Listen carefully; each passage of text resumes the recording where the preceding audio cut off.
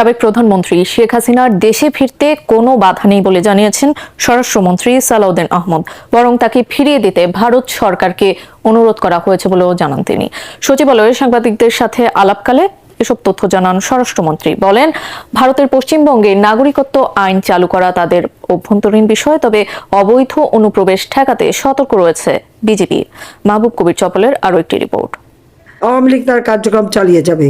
ফাঁসির দণ্ড মাথায় নিয়ে সাবেক প্রধানমন্ত্রী শেখ হাসিনা কি দেশে ফিরবেন, এমন আলোচনা রাজনৈতিক মহলে।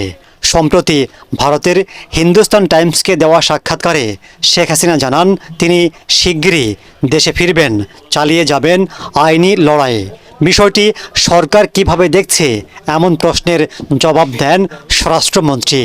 আমরা তো তাকে ফেরত চাই, আইনিভাবে চাই। পররাষ্ট্র মন্ত্রণালয়ের মাধ্যমে আমরা অনুরোধ করেছি, এক্সট্রাডিশন চুক্তি অনুসারে অনুরোধ করেছি। আমরা শেখ হাসিনাকে ফেরত চাই এবং আমরা চাই তিনি মামলার ফেস করুন। তো এখন যদি কেউ বলে আসতে চায়, আমরা তো তাকে চাচ্ছি ফেরত।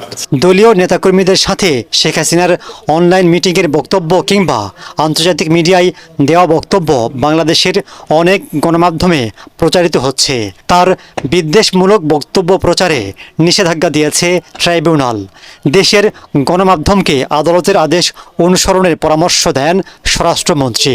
এরকম বিধিনিষেধ আছে বলে আমার জানা নেই।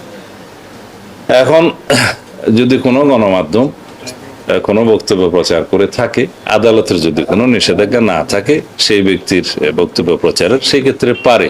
কারণ আদালতের নিষেধাজ্ঞা আছে কিনা আমি সে জানি আছে।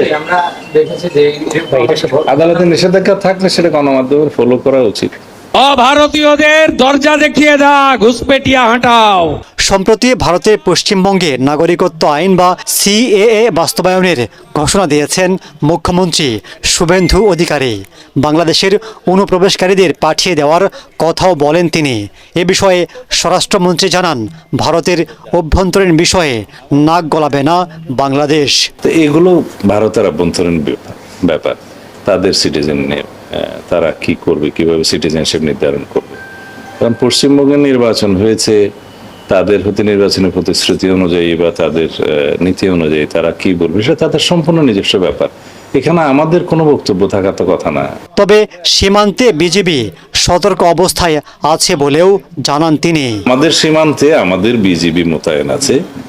আমরা অবৈধ অনুপ্রবেশ আমরা ঠেকানোর জন্য আমরা সতর্ক অবস্থায় আছি।